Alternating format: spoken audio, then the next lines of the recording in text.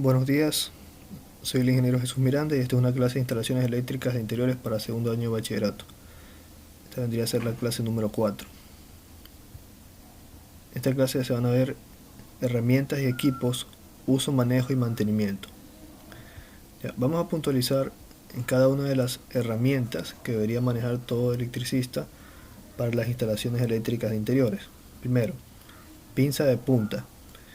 Gracias a su forma alargada, son útiles para alcanzar objetos en cavidades donde los cables u otros materiales se han atorado.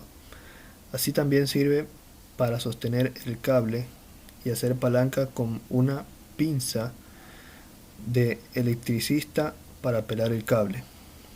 Aquí tenemos una imagen de la pinza de punta.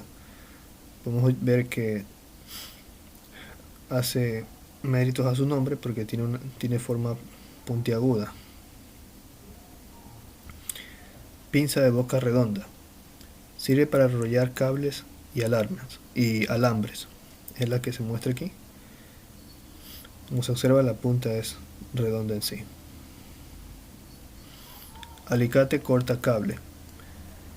Estos alicates solo sirven para corte de metales blandos como el cobre o el aluminio. Este que se encuentra aquí.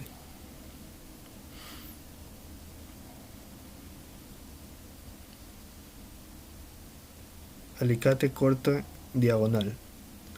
Se utiliza para cortar o pelar cables un poco más gruesos, además de que también ayuda a delimitar con un pequeño corte, solo cortando el aislante del cable o alambre, desde donde se va a pelar para su uso.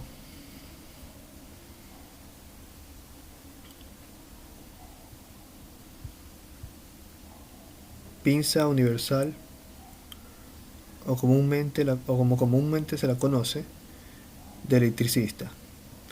Es una herramienta imprescindible para todo electricista. Se llama universal porque son 3 herramientas en una. Tiene puntas planas, mordaza y corte lateral.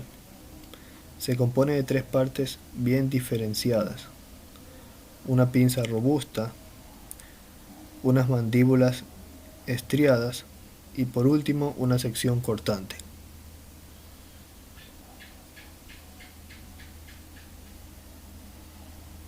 Cuchilla pelacable. La cuchilla pelacable, junto con los alicates, son las herramientas más utilizadas por el electricista, pero para trabajar con tensión se recomienda emplear el alicates. Tener cuidado al momento de estar pelando porque nos podemos abrir con la cuchilla. Hay que tener mucho cuidado. Podemos lastimarnos. Destornilladores. El de boca vaciada. También se llama de electricista. Su forma lisa permite introducirlo en lugares donde el de boca forjada no entraría. Los de boca forjada también se les llama de mecánico. La medida de los destornilladores son 2: el ancho de la pala y el largo de la varilla, sin contar el mango. Aquí tenemos un tornillo de boca forjada y acá un destornillador de boca vaciada.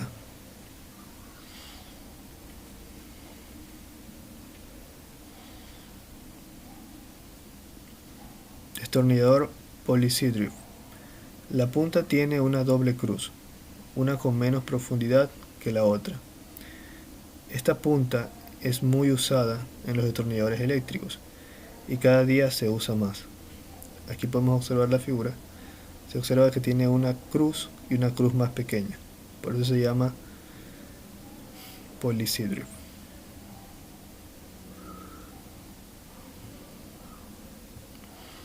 Destornillador cruz. Inventado por la marca Phillips, se las denomina destornillador Phillips y también de estrella o de cruz. Es uno de los que tiene más uso, ya que la mayoría de los elementos que usa un electricista, como los contactos, apagadores, timbres, etc., sus tornillos vienen en forma de cruz. Es el destornillador más común. Destornillador Stecker.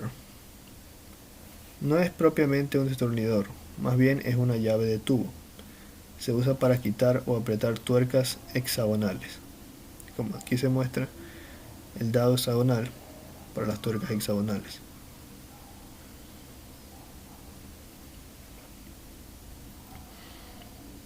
Destornillador hexagonal, destornillador Allen. No es propiamente un destornillador, más bien es una llave Allen.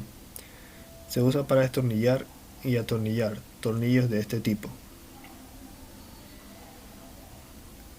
Aquí se observa que la punta es un hexagonal.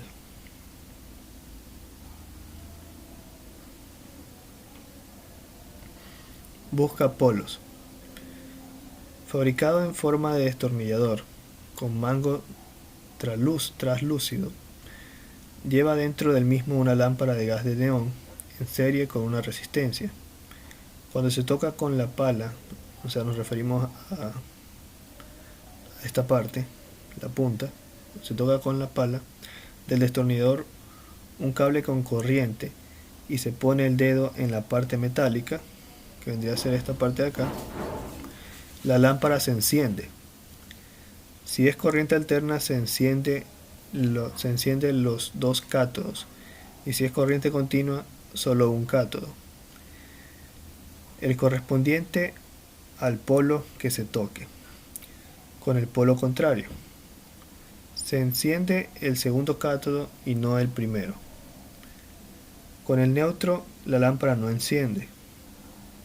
Los de pequeño tamaño, como el de la figura, llevan un clic de pluma para poderlo llevar en el bolsillo. Al ser un destornillador con mango hueco, no permite utilizarlo como cuando haya que hacer esfuerzo. ¿Ya? En resumen, los buscapolos, como su propio nombre lo dice, sirve para buscar polos, para encontrar fases o líneas vivas. Si esta punta llegase a tocar una línea viva y nosotros tocamos esta parte de acá con el dedo para hacer tierra, el foco de neón se va a encender. Un foco de neón es un foco que puede soportar voltajes del orden de los 110 voltios, o sea, de una línea viva, de una fase. Entonces, para eso sirve. Si en cambio toca neutro o una tierra, como nosotros estamos haciendo tierra acá al tocar esta parte, no se va a encender, porque necesita una fase y tierra para poder encender, o una fase y neutro. Y como ya lo han de imaginar, se utiliza para poder determinar qué línea es la fase en un listado de cables de un tablero, por ejemplo. Tarraja para tubo. Esta es una herramienta para darle cuerda al tubo. A lo que se refiere al tubo, a la cuerda, se hace referencia a los anillos que tienen los tubos para poder enroscar las demás piezas. Para que los monitores y las contratuercas queden bien fijas y no haya problemas a la hora de hacer una instalación. Esta parte metálica que se encuentra aquí es la encargada de hacer los anillos en la boca de los tubos para poder, gracias a eso, poder enroscar otras piezas como codos, entre otras. Prensadora de tubo. Esta sostiene el tubo para poderle dar cuerda al tubo con la tarraja y para que no se muevan ni aplastar el tubo. Hay que saberle calcular. Ya, en pocas palabras, esto sirve. Aquí se ingresa el tubo aquí y aquí se le ajusta, se le presiona para que el tubo no se esté moviendo, mientras otra persona le está dando el hilo, la cuerda, la forma de los hilos en la boca para poder enroscar alguna pieza.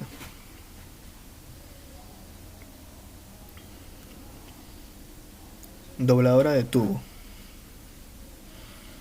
Esta es una gran herramienta para doblar tubo, ya que usamos nuestro peso para poder doblar el tubo.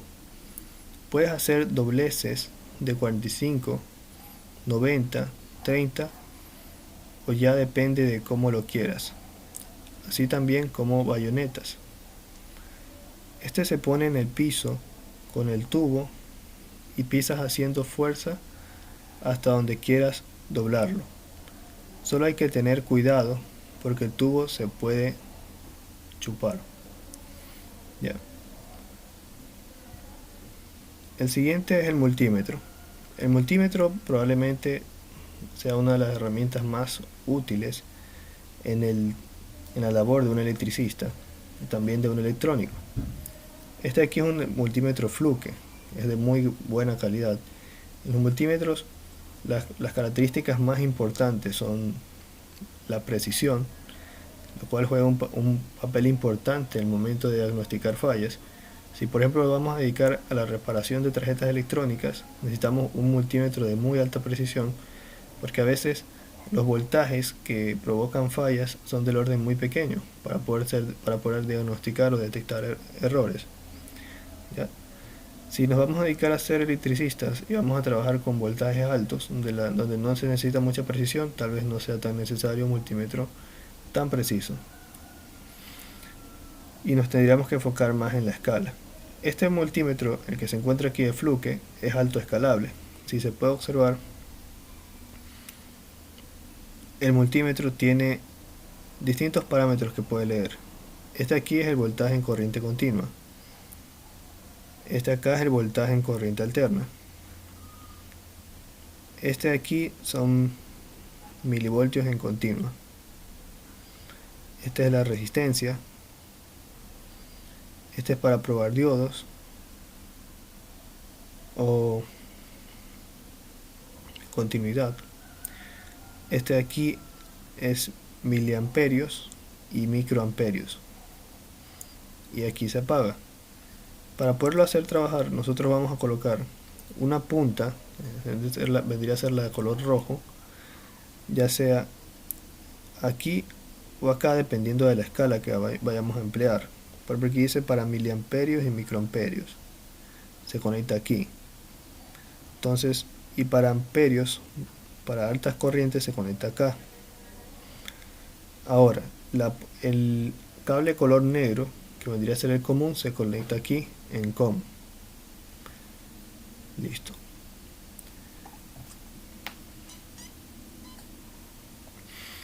Estos multímetros tienen un costo, por lo menos el Fluke tiene un costo alrededor de los 600, 700 dólares. También hay multímetros muy baratos y básicos de solo unos 10 dólares, 20 dólares, dependiendo de nuestra necesidad. Como digo, este multímetro, en este caso, este en particular es autoescalable. Si nosotros lo colocamos en voltaje, en continua, nosotros podemos conectarlo ya sea a una batería de 9 voltios o a un voltaje de 50, 60 voltios, y este automáticamente nos va a marcar la medida sin tener que colocar una escala. Hay otros tipos de multímetros en los que es necesario colocar una escala. Nos da un rango de valores para voltaje que pueden ir de entre escala de 20 voltios, 100 voltios, 200 voltios, así. Y nosotros tenemos que escoger la escala antes de proceder a medir. Y si cogemos una escala incorrecta, por ejemplo, si cogemos una escala de 20 voltios y lo conectamos a unos 70 voltios, podríamos estar dañando el multímetro. Entonces esta es una ventaja de este tipo de multímetros, que este de aquí es autoescalable. Es decir, automáticamente puede detectar la escala de voltaje. Entonces, como puede detectarla automáticamente, no necesitamos escalar, solo escoger el parámetro correcto. Si vamos a medir voltaje en corriente continua, lo ponemos aquí. Si vamos a medir voltaje en corriente alterna, lo ponemos acá. También cabe resaltar que internamente tiene un fusible. Los fusibles de este tipo de multímetros, por lo menos para este multímetro Fluke, son un poco caros. Entonces se recomienda siempre tener mucho cuidado al momento de hacer las pruebas. Observar que esté conectado de la forma correcta. Si vamos a medir voltaje, las puntas deben estar en paralelo con respecto a la carga que vamos a medir. Si vamos a medir corriente, debe estar en serie con respecto al conexionado.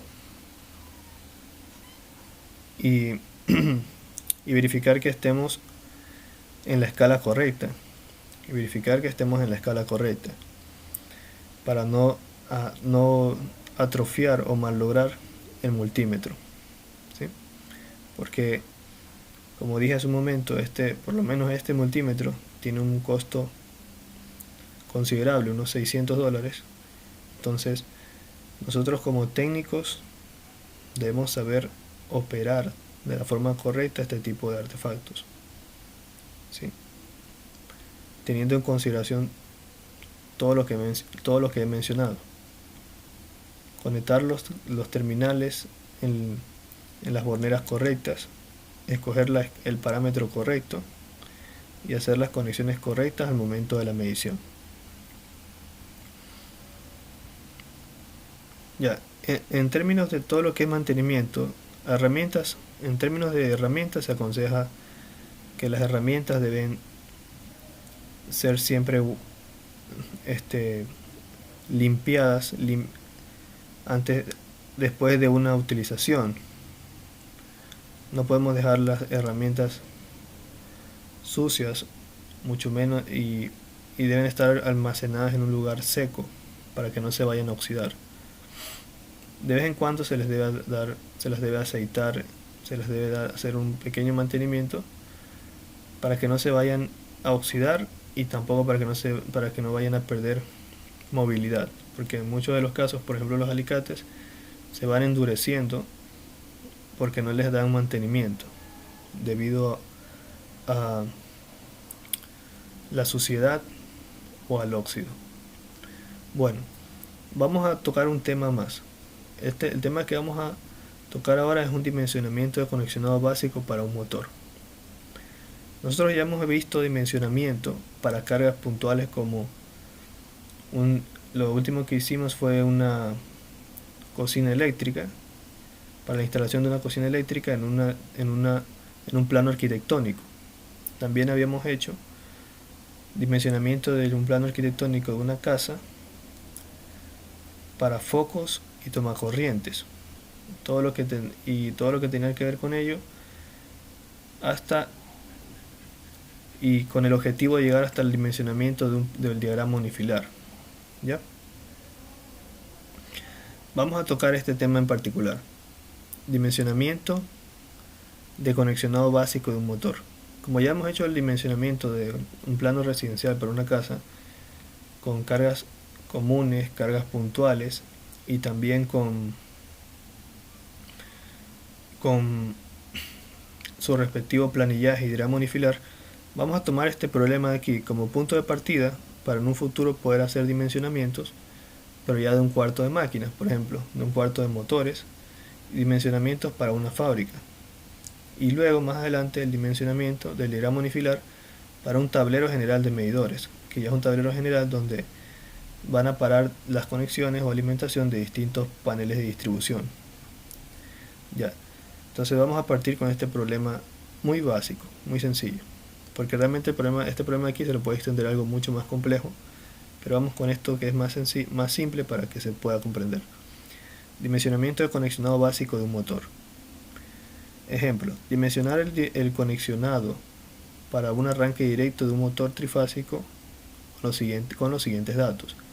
Tiene una potencia de 3.6 HP, caballos de fuerza, HP, una tensión de alimentación de 220 voltios, una eficiencia de 80% y un factor de potencia de 0.80.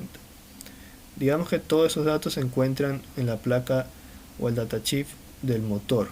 Entonces, ¿qué debemos dimensionar nosotros? Para este caso básico, vamos a dimensionar el contactor, que es lo que abre y cierra el circuito para que el motor arranque, porque es un arranque directo. Y es de arranque directo porque la potencia del motor es una potencia pequeña. Motores de pequeña potencia no necesitan arranques especiales, basta con un arranque directo. Entonces vamos a dimensionar el contactor, el disyuntor, obviamente, que vendría a ser el breaker para proteger la red eléctrica y proteger en lo posible la carga, y vamos a dimensionar el cable. También se podría dimensionar el relé térmico, pero esto depende si se lo desea conectar, ¿no? ¿Cómo vamos a hacer? Es muy parecido al dimensionamiento que ya conocemos nosotros, pero ¿cuál es la diferencia? La diferencia es que el enunciado nos dice que es un motor trifásico. Entonces, para las cargas trifásicas sí van a haber ciertas variantes, que son las siguientes. Ustedes saben que potencia es igual a voltaje por intensidad, ¿verdad? ¿Qué pasa cuando tenemos una carga trifásica? Se debe añadir una constante que es raíz de 3. Raíz de 3 es una constante que siempre va a ser notable en sistemas trifásicos. Siempre va a ser notable en sistemas trifásicos. Hay una relación matemática. Cuando estudien sistemas trifásicos en electrotecnia, para tercero y para segundo, también se va a ver sistemas trifásicos. Ahí explicaremos más a profundidad por qué el raíz de 3. Por qué es necesario el raíz de 3. Y si este raíz de 3 se va a encontrar en algunas fórmulas que tienen que ver con sistemas trifásicos. Entonces, raíz de 3 viene el voltaje, que sería el voltaje de la línea, por eso dice BL. Luego la corriente de la línea, por eso dice IL. Luego por el coseno del ángulo. Ya habíamos visto antes que el coseno del ángulo viene del factor de potencia. Ya habíamos hablado al respecto de eso. El factor de potencia es una unidad entre 0 y 1, un valor entre 0 y 1, que da una medida de qué tan bien se puede aprovechar la potencia activa por una carga. ¿Ya? Entonces, eso es el factor de potencia. Es un valor que da una proporcionalidad. Es una proporción de qué tan bien se puede aprovechar la potencia activa por una carga. Por eso se pasa a multiplicar por la expresión de potencia que ya conocemos. Y luego tenemos N, que es la eficiencia. Como este motor tiene una eficiencia que, al igual que el factor de potencia, es un valor entre 0 y 1, se lo debe multiplicar porque nos da una proporción de qué tan eficiente es el motor. Es decir, de qué tanto, cuánto es el trabajo que realmente se hace a partir de la energía que se le está suministrando. ¿Sí?